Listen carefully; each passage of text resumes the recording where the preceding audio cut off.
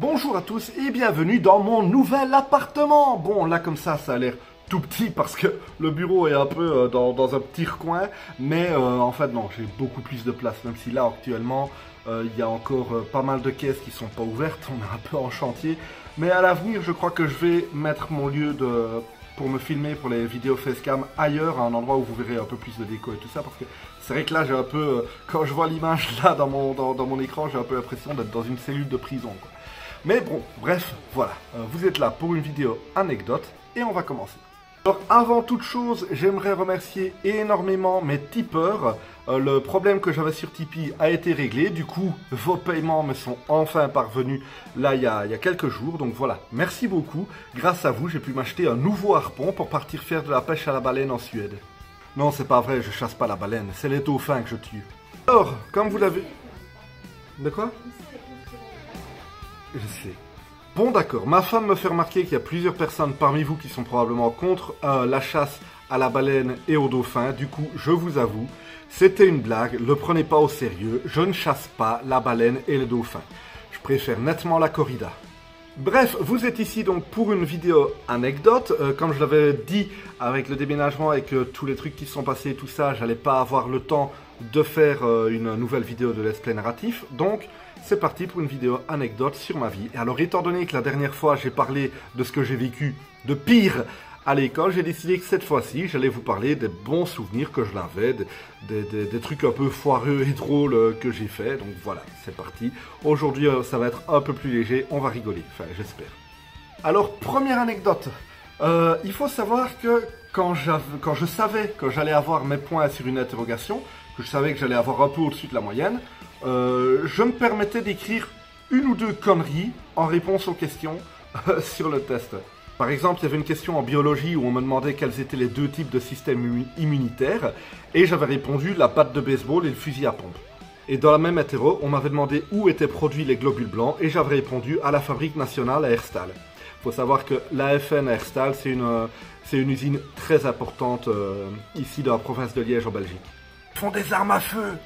C'est là-bas qu'on fabrique le P90. Et une fois en question de psycho, on nous demandait pourquoi c'était important de connaître le plan d'une situation. Alors je ne suis plus sûr que le mot plan c'était le terme exact, mais en gros c'était un mot qui voulait dire contexte et c'était juste une question pour s'assurer qu'on avait bien compris que le plan c'était le contexte d'une situation.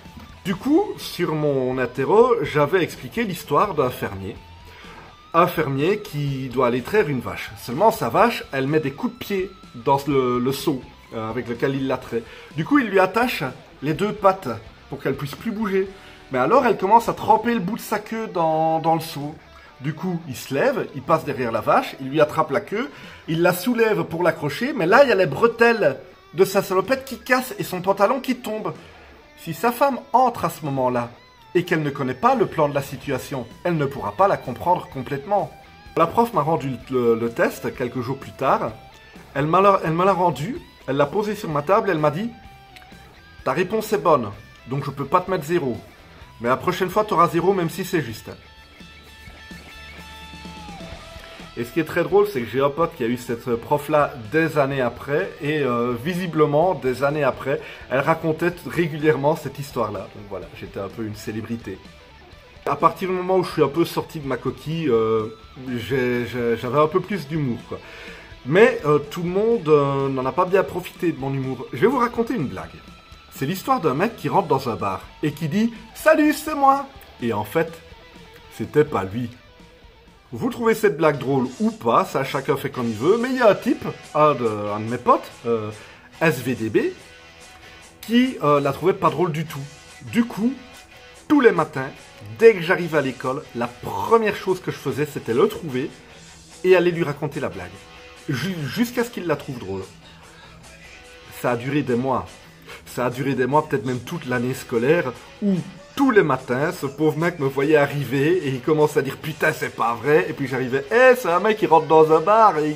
D'ailleurs il y a quelques années, j'ai recroisé ce type là qui prenait des cours de kung fu avec mon frère et je lui ai dit en fait mon frère c'est ton prof de kung fu et tout ça, et il dit ah ouais d'accord, et quand j'en ai reparlé avec mon frère, la première chose que le mec lui a dit c'est Quentin, il est chiant. Tous les matins, il venait me raconter la même blague. Le mec, ça a traumatisé, genre 15 ans après. Non, même pas 15 ans. Ouais, si, 15 ans après, ça l'énervait toujours, quoi. Mais des fois, l'humour, ça m'a permis d'avoir de bons résultats.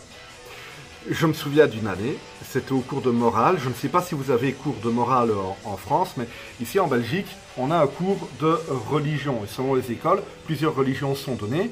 Religion catholique, religion islamique. J'ai même été dans une école où il y avait des cours de religion orthodoxe. Et pour ceux qui sont athées ou agnostiques ou qui en tout cas ne veulent pas de cours de religion, il y a un cours de morale laïque. Voilà. Je ne sais pas c'est quoi l'équivalent en France, mais en Belgique c'est comme ça que ça se passe. En tout cas, c'était comme ça que ça se passait quand moi j'étais à l'école. Maintenant que je suis vieux. Bref, et à ce cours de morale, on nous fait faire un travail de groupe.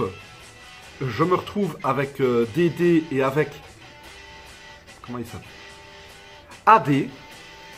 Dédé, le même que dans l'histoire avec Metal Gear 2, et AD, c'était le fils d'un collègue de mon père. Et on est à 3 à faire un groupe, et on devait faire une mise en scène sur le thème de l'amour. Alors à l'époque, j'avais 16 ans, et je vous cache pas que moi, à 16 ans, l'amour, j'en avais rien à foutre. Moi, ma vie, c'était les jeux vidéo, la musique, aller à des concerts. Les filles, je voulais pas en entendre parler. En fait, je digresse une seconde, mais je voyais tous mes potes qui, mes potes, ceux qui étaient en couple, qui, dès qu'on allait quelque part, se prenaient la tête avec leurs copines. Et pour moi, à 16 ans, avoir une copine, c'était une source d'embarras. T'es à un concert, t'es en train de bien démarrer et tout ça, puis d'un coup tu reçois un message, il y a ta copine qui râle pour une raison X ou Y, et ça te plombe ta soirée. Ben moi, j'avais pas de fille pour me plomber ma soirée. Quand j'ai eu ma première copine, je me suis rendu compte que c'était quand même un peu plus compliqué que ça. Et je digresse. Bref, on nous demande donc de faire un travail sur l'amour. On est 3 geeks qui avons jamais eu de copine. Et donc on se retrouve à se demander qu'est-ce qu'on fait. Et puis là, je ne sais plus lequel a l'idée. Ben, on n'a qu'à faire une parodie de Ça va se savoir. Alors pour ceux qui connaissent pas, et à mon avis en France il y en a beaucoup qui connaissent pas, Ça va se savoir, c'était une sorte de talk show très très beauf, joué par des acteurs très mauvais. En fait, le concept, c'est qu'on faisait venir un type qui avait un problème sur le plateau pour qu'il parle de son problème. Par exemple, j'ai trompé ma femme et je veux le lui dire. Donc après, on fait venir la femme, il lui dit, mais ça sentait vraiment que c'était des acteurs. C'était, allez voir, sans déconner, allez sur YouTube, mettez Ça va se savoir et vous allez voir des extraits. C'était hyper beauf et c'était hyper mal joué. Un talk show, normalement, l'intérêt, c'est de voir des gens qui viennent parler de leurs vraies expériences et tout ça. Et là, c'était juste du voyeurisme à 2 balles, mais même pas sur des histoires vraies, du coup. Enfin, voilà, c'était débile. Mais, j'avoue qu'à l'époque, je faisais une imitation excessivement bonne de Simon Mosso, le mec qui animait cette émission. Et donc on se dit, ben voilà, on va faire Ça va se savoir, et ben qu'est-ce qu'on fait? Oh, je sais pas, on verra, de toute façon, on va faire une pièce comique, en fait, pour le dire platement. Et c'est 1 heure de fourche avant la présentation qu'on s'y met réellement, enfin. Sur une page A4, qu'on écrit un texte et des idées et des conneries. Donc travail fait en 1 heure par 3 mecs qui en ont clairement rien à foutre et qui ont juste envie de faire marrer les gens. Alors l'histoire c'était que ben moi je faisais le présentateur qui se répétait tout le temps et qui savait pas de quoi il parlait et tout ça. Dédé venait expliquer qu'il avait trompé, enfin qu'il avait piqué la femme de AD. Non, AD avait appris que sa copine l'avait trompé avec Dédé. Du coup, ils viennent sur le plateau de télé de Ça va se savoir. Et AD dit oui, je sais que ma copine me trompe avec toi, blablabla. Ils se disputent un peu, tout ça, c'est un peu beauf. Il y a je sais plus, il y a des situations débiles. Et puis à la fin, je dis, bah maintenant, on va faire venir madame pour voir ce qu'elle en pense et tout ça. Et puis il y a Dédé qui dit, bah en fait non, parce que vu qu'elle avait trompé mon meilleur ami avec moi, je l'ai tué. Et puis il y avait toujours à la fin de cette émission les questions-réactions du public. Et donc on avait distribué des petits papiers à 2-3 personnes au pif de la classe pour qu'ils aient des questions et des réactions. Et c'était des questions mais qui n'avaient rien à voir, du genre je me demande à quoi ressemblerait Chewbacca si on le rasait. Et du coup il y en a un des deux qui se lève, qui va au tableau, qui fait un gros truc de poil, une flèche, un bonhomme bâton et qui dit avant, après. Voilà, il y avait rien à retenir, c'était juste, on avait juste dit que des conneries. La classe était morte de rire tout du long. Et il y a le prof, quand on termine notre présentation, et j'ai plus idée de tous les gags, hein, parce que c'était il y a vraiment longtemps, mais vraiment c'était à pleurer de rire. Et le prof, à la fin, il nous dit, très sérieusement, « Ok, j'ai bien entendu, j'aimerais bien vous voir à la fin du cours. » Nous, on se dit, ben, on va se faire tuer, voilà, mais tant pis, on se sera bien marré, tout le monde s'est bien marré, on va aller se faire tuer, on assume. Le cours passe, il y en a d'autres qui font leur présentation très sérieuse et tout ça. Et une fois que la classe se vide, nous on va voir le prof, et là, il se passe quelque chose de surréaliste. Genre le mec, il avait vu Matrix, quoi. Il nous dit, et alors je suis très impressionné par votre travail, et je suis très content d'avoir vu tout le sérieux que vous avez mis dedans. Et le message, ce qui est incroyable, c'est le message sous-entendu tout du long. Et je suis vraiment content d'avoir réussi à le percevoir et à le comprendre. Parce que vraiment, c'est impressionnant que des gens de votre âge aient réussi quelque chose, un truc pareil, quoi. Donc je suis vraiment content, vous avez le maximum. Les autres, on se regarde un peu incrédule, et là je réponds au prof, bah oui, on est bien content qu'il y ait au moins une personne dans la classe qui ait compris le message sous-jacent qu'on avait mis dans notre travail, au lieu de simplement s'arrêter aux blagues et à l'humour, et que personne n'a compris en fin de compte. Donc au moins il y a une personne qui a compris.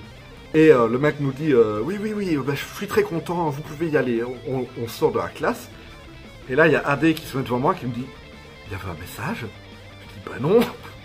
Je sais toujours pas ce que le mec a pu comprendre, je le saurai jamais, mais franchement, les gens qui cherchent à tout prix des messages cachés dans les œuvres et tout ça, c'est de toute façon quelque chose qui me fait souvent très rire, mais là, il y avait vraiment rien, quoi. Et le mec, il s'est pris pour Links the Sun, quoi, alors qu'il y avait vraiment rien à comprendre. Mais sinon, j'aimais pas trop les travaux de groupe. Celui-là, c'était bien passé. Mais des fois, je me retrouvais dans des groupes où on voulait pas faire ce que je voulais. Et ça m'énervait. Je me souviens qu'une fois, on devait faire un travail de groupe sur l'argumentation. Et donc, on devait choisir une chanson engagée, et on devait analyser le texte, reprendre les différentes argumentations, expliquer les différents arguments, pour, contre et tout ça. Et les autres, ils disent, bon ben qu'est-ce qu'on fait, qu'est-ce qu'on prend et tout ça. Et moi je dis, on fait Petit Papa Chinois de Didier Super. Pour ceux qui ne connaissent pas, Petit Papa Chinois, c'est une chanson engagée sur le travail des enfants en Chine, mais qui est pour le travail des enfants en Chine et qui donne plein d'arguments pour expliquer que le travail des enfants en Chine, c'est bien, quoi. Et moi, le travail, il était déjà tout écrit dans ma tête, hein. En 1 seconde et demie, il était fait, hein. Il y a même un moment où le chanteur se plaint que les Nike qu'il a achetés, qui sont fabriqués par des enfants, après 2 semaines, elles étaient cassées et qu'il devrait quand même s'appliquer un peu dans le travail.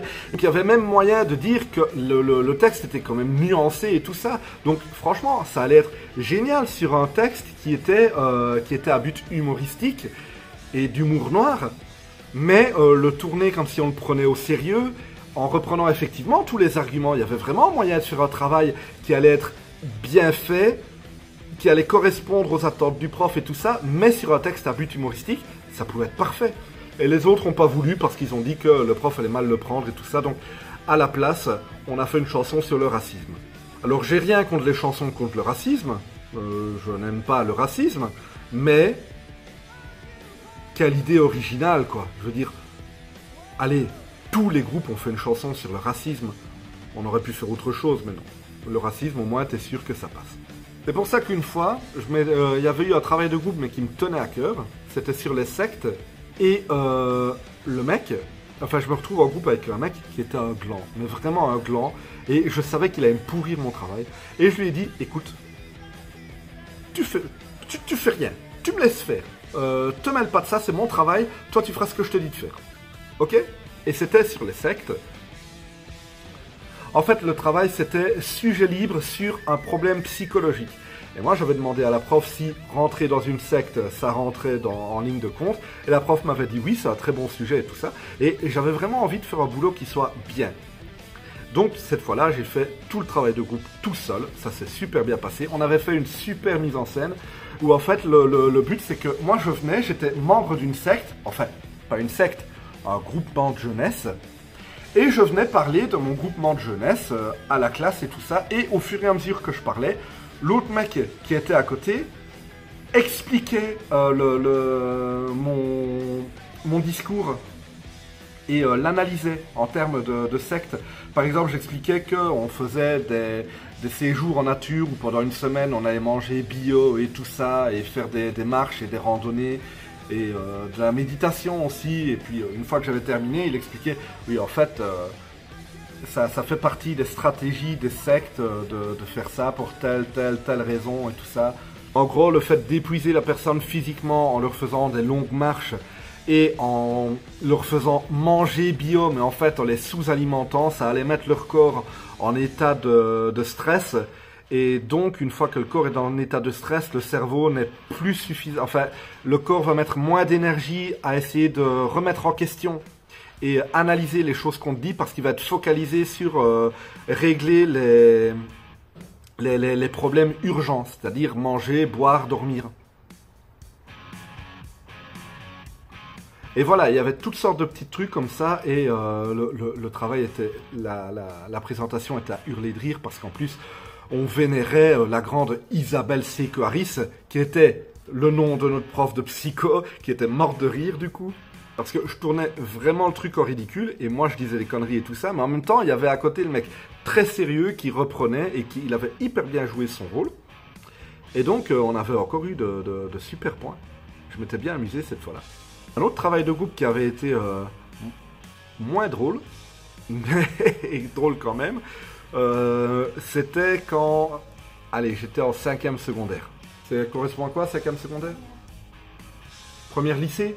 En première lycée. Et j'avais d'excellents points en français. Et je ne sais plus sur quoi tenait le travail de groupe, puisque je ne l'ai pas fait. Et parce que du coup, le prof me met en groupe avec deux glands qui me disent d'emblée...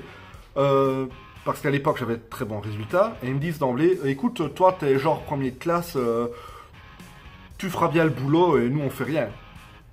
Et moi, je dis, les gars, je vais pas tout me taper tout seul. Hein. Et ils me disent, bah si, tu vas tout te taper tout seul. De toute façon, c'est bon, t'es premier de classe. Et là, je me suis dit, ok, ça, c'est un coup qu'on va me faire une fois, pas deux. Et donc, j'ai rien fait.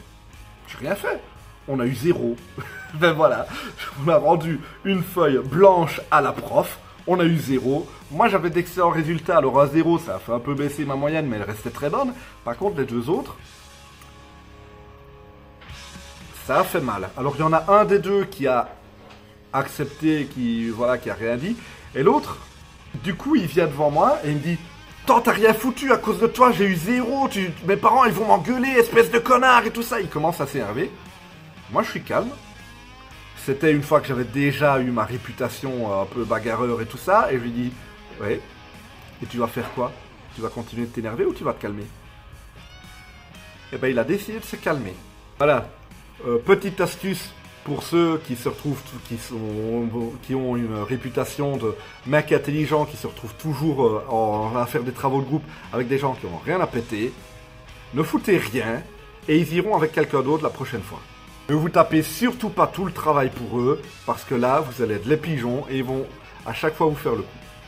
Vous êtes un groupe de 3, vous devez faire un tiers du travail.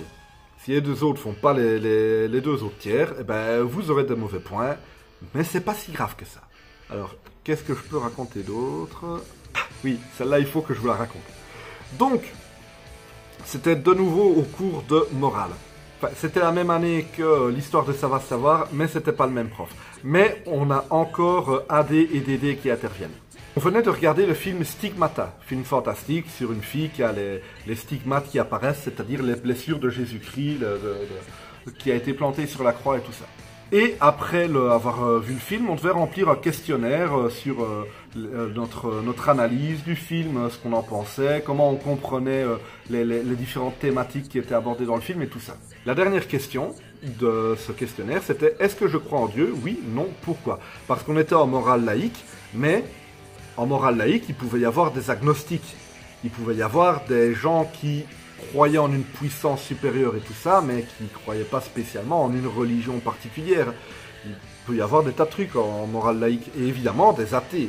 À l'époque, étant donné que j'écoutais surtout du black metal et que j'étais habillé tout en noir et tout ça, il y a AD qui me dit « De toute façon, toi t'es sataniste, alors tu vas écrire que t'es sataniste. » Je dis « Ben non, je vais pas écrire que je suis sataniste, je suis pas sataniste moi. » Et là-dessus, il y a Dédé qui me dit « T'es pas cap. » J'avais 16 ans, il en fallait pas plus. Ah, je suis pas cap. Bah attends, je vais écrire que je suis sataniste. Je suis sataniste et blabla. Et je pousse même le bouchon au maximum. J'explique que je fais des rituels pour invoquer les forces du mal au fond des bois, que je sacrifie des hamsters et que pour être sûr que ce soit vrai, parce que je doutais que Satan existait et m'aidait, etc., j'avais fait un rituel pour faire mourir une personne de mon entourage que je détestais, que la personne est morte dans les 28 jours lunaires qui ont suivi, et que depuis je sais que le satanisme c'est la vérité et tout ça. Et voilà, moi je rends le travail après. Sauf que la prof, elle m'a mis le maximum. Elle m'a mis le maximum, et après quand je la croisais dans les couloirs, elle me regarde, elle baissait un peu la tête, elle essayait de pas trop me regarder. Je suis sûr qu'actuellement, cette femme explique qu'elle a eu un sataniste qui tuait des hamsters dans sa classe, en n'ayant aucune idée que c'était juste un pari, enfin un pari, un défi.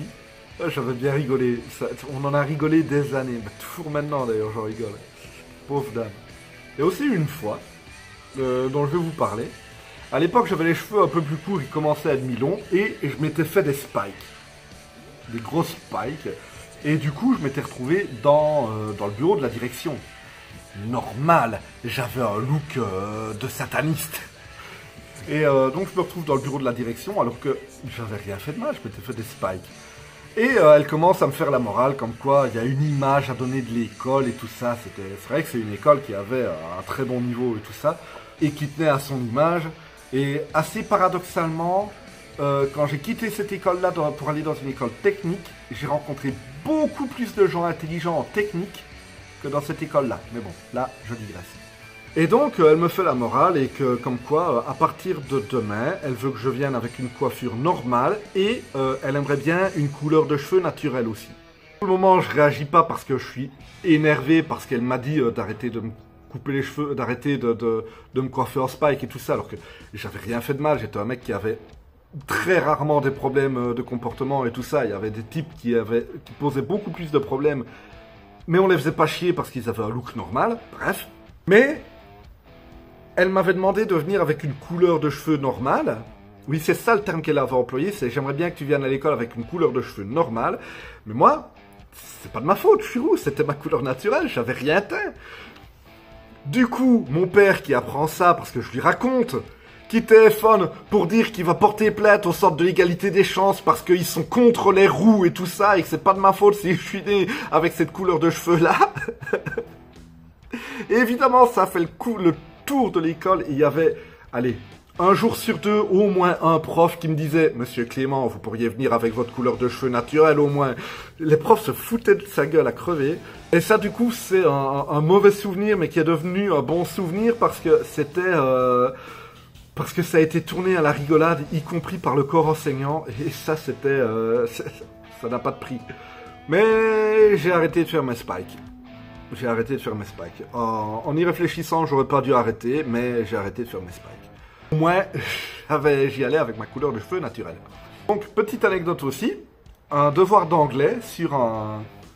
Je lis à peine, je lis plus ou moins la consigne, je vois que c'est des vacances avec un pote, voilà. Et du coup, j'explique mes vacances à la mer avec Dédé, parce que, voilà, c'était mon meilleur pote à l'époque. Et on est parti à la mer, on a été manger une glace, on est allé au restaurant, blablabla, blablabla, blablabla. Et donc, je rends le travail, et le prof me le rend. Il me regarde un peu bizarrement, moi et Dédé, et c'est un prof qui était déjà vieux et tout ça. Et j'étais assis à côté de Dédé, il me rend le travail et il me regarde un peu bizarrement. Il retourne s'asseoir, et puis il y a Dédé qui me dit ça va, t'as pas tes points ou quoi? Et moi je dis bah si, ça va, j'ai une bonne note. Ouais, parce que le prof il t'a regardé bizarrement quand même. Bah oui, je sais pas. Il parle de quoi ton travail? Bah j'ai expliqué que j'étais parti en vacances à la mer avec toi et qu'on avait été manger une glace et tout ça. Là Dédé il explose de rire et il me dit mais espèce de connard, on devait raconter des vacances en amoureux. Effectivement, je la connaissais pas, mais elle est drôle. Elle est drôle, ça va. Ma femme est morte de rire là, elle la connaissait pas. M'amène le coca s'il te plaît. Vidéo sponsorisée.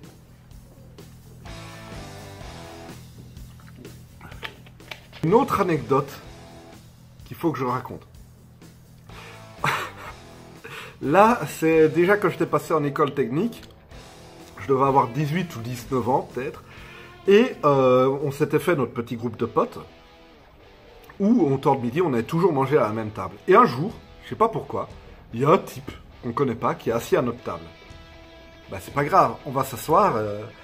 Moi je vais m'asseoir, les autres s'assoient aussi. Et il y a un mec qui est là.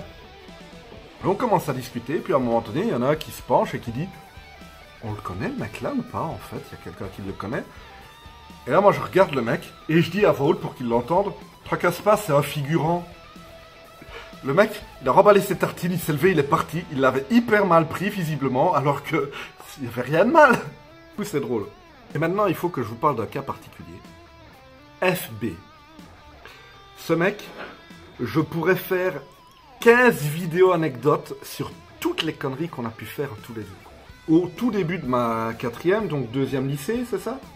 Au tout début de ma quatrième secondaire, donc seconde lycée, ma deuxième, quatrième parce que j'avais doublé, donc l'année où je suis arrivé en technique, je me retrouve en classe et on part en retraite, c'est-à-dire un week-end où on rentre pas chez nous, on va dans une abbaye et on fait une retraite. Je ne sais pas c'était quoi exactement le but pédagogique, mais c'est quelque chose que j'avais bien aimé. On avait fait des randonnées, tout ça, peut-être une secte. Non, en vrai, on avait bien mangé, tout ça. Et ça avait resserré des liens dans la classe et tout ça, parce que c'était vraiment le tout début de l'année. Et il y avait un mec qui passait inaperçu. Et je me retrouve à partager ma chambre avec lui. Et très sincèrement, je me dis, j'aurais pu partager ma chambre avec quelqu'un de plus drôle. J'aurais jamais pu me tromper à ce point-là. Parce que ce mec-là, on s'est tapé pendant toute la retraite des barres de rire énormes. Je crois que ça a été le week-end où j'ai le plus rigolé dans toute ma vie. Après, avec ce type-là, on était tout le temps assis l'un à côté de l'autre et on faisait les cons non-stop. N'importe quel travail, n'importe quelle mise en scène, n'importe quel dialogue qu'on devait écrire en anglais était sujet à devenir un sketch. Plus, on se tapait des pics, hein. On se tapait des pics méchamment. Hein. Je me souviens qu'une fois, par exemple, c'était au cours d'anglais, justement, et on devait écrire un dialogue qu'ensuite on allait jouer devant la classe, où il fallait mettre certaines phrases clés qu'on était obligé d'utiliser, etc.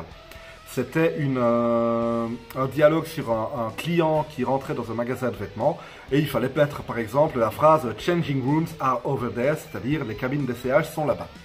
Et déjà, je rentrais dans le truc, c'est que je devais rentrer dans le bâtiment. Le vendeur me disait « Can I help you ?» Et je disais « Oui, je cherche les toilettes ». Et il me disait « Ah, désolé, on n'a pas de toilettes ici ». Et je demandais « Mais alors, vous faites comment quand vous devez aller faire pipi ?» Et là, il me disait « Changing rooms are over there », donc les cabines d'essayage sont par là. Puis il y avait un jeu de mots sur... il y avait un jeu de mots, à un moment donné, je lui dis...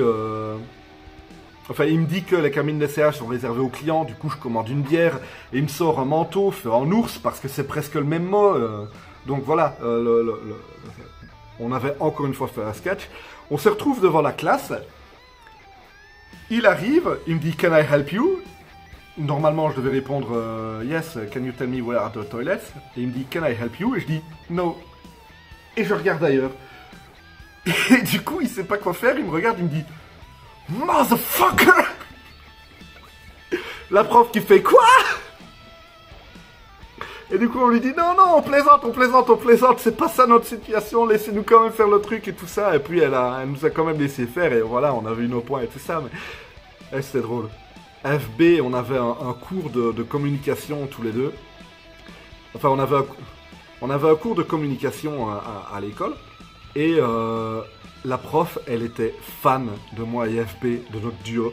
Elle était toujours en train de pousser pour qu'on fasse des trucs ensemble et tout ça. Et puis, quand on devait faire des mises en situation ou des trucs, parce qu'il y avait beaucoup de ça au cours de communication, forcément, des mises en situation, à chaque fois, c'était, allez, Quentin et F, allez, vous y allez. Et elle était, on voyait qu'elle était toute contente de voir quelle connerie on avait encore écrit. Malheureusement, on a continué de se voir quand on a quitté l'école, de temps en temps, régulièrement, aller prendre un verre et tout ça. Et là, ça fait un bail qu'on ne s'est pas vu, malheureusement, on perd un peu le contact. Le truc, c'est que pour le moment, à chaque fois qu'il y en a un des deux qui dit « Ouais, on ferait bien ça tel jour et tout ça », on n'arrive pas à mettre nos agendas en même temps. C'est le problème de la vie d'adulte. Il était invité au mariage, mais comme il y a eu mariage pendant le confinement, il n'y a pas eu d'invité. Mais ça, ce mec-là, je pourrais faire franchement 50 vidéos anecdotes rien que sur les conneries que lui et moi on faisait. On avait même inventé un jeu. Je ne sais plus pourquoi on l'avait inventé. On l'avait appelé Concept. Et le but du jeu est simple. En fait, ça, on l'a pas inventé à l'école. Du coup, je digresse un peu sur la vie d'adulte. On était en train de parler de l'art contemporain. Je crois même que je venais de lui raconter l'anecdote sur le travail sur Ça va se savoir. Et que, en fait, les gens qui cherchaient une explication ou un message dans une œuvre, ils pouvaient toujours le trouver. On était en train de parler de ça, du fait que l'art contemporain, par exemple, se basait uniquement là-dessus. Tu fais quelque chose qui n'a pas forcément un sens, mais ça n'a pas besoin d'avoir un sens, parce que si tu dis que c'est de l'art, les gens vont chercher une explication, parce qu'il y en a forcément une. Et quand ils vont la trouver, ils vont forcément trouver que c'est génial, parce qu'ils ont dû se creuser la tête pour réussir à comprendre. Donc s'il faut se creuser la tête pour comprendre, c'est que c'est génial. Mais d'un côté, si tu t'es creusé la tête, c'est peut-être qu'il n'y avait rien à comprendre de base. On était en train de boire un verre dans un café, et je ne sais plus lequel de nous deux dit, par exemple, moi, je pourrais prendre le menu ici et dire que c'est une œuvre d'art communiste. Et l'autre lui a répondu, bah vas-y, prouve-moi que c'est une œuvre d'art communiste. Et donc, on est rentré dans une démonstration pour prouver que ce papier, ce bout de papier avec juste les boissons, était une œuvre d'art communiste.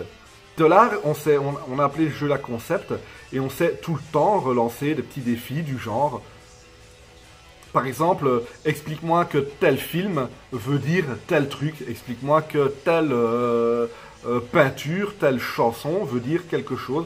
Et ce qui est incroyable, c'est que si on se creuse un peu la tête, on peut tout prouver. Par exemple, moi, j'avais réussi à prouver que le film Titanic était une version romancée de l'histoire des restaurants Quick. Je vous passe le raisonnement, c'était le rêve américain, l'américanisation de la société, mais qui finira par couler à un moment ou à un autre. L'Europe qui rêve de devenir américaine, parce que Quick est une entreprise européenne, peut-être même belge je crois, qui copie une entreprise américaine, donc c'est l'américanisation de la société, mais qui finit à un moment ou à un autre par couler et tout ça. Le rêve américain qui est un terrain glissant, et voilà, j'avais réussi à prouver. Le raisonnement était encore plus capillotracté, mais ça tenait la route, et franchement, faites le test chez vous, jouez, allez-y, jouez à concept, et changez de vie. Alors est-ce qu'il y a d'autres anecdotes qui me reviennent en tête ? Je pourrais encore raconter plein d'anecdotes à mon avis, parce que à partir du moment où je suis sorti de ma coquille, j'ai eu plein de moments vraiment hilarants.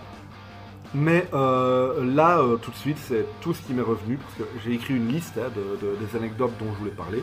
Et c'est tout ce qui m'est revenu pour le moment. Il y aura peut-être eu un épisode 2 si jamais il y a d'autres anecdotes qui me reviennent, mais la prochaine fois, il y a d'autres sujets qu'on pourrait aborder, qui sont tout aussi cool. Et donc je vous dis à la prochaine. Déjà, normalement ce week-end, je pourrais réussir à trouver le temps de monter le prochain épisode d'XCOM. Donc je vous dis à vendredi pour l'épisode 3 d'XCOM. Et après, on va reprendre le dernier épisode de Rome et ensuite Kenshi. À la prochaine.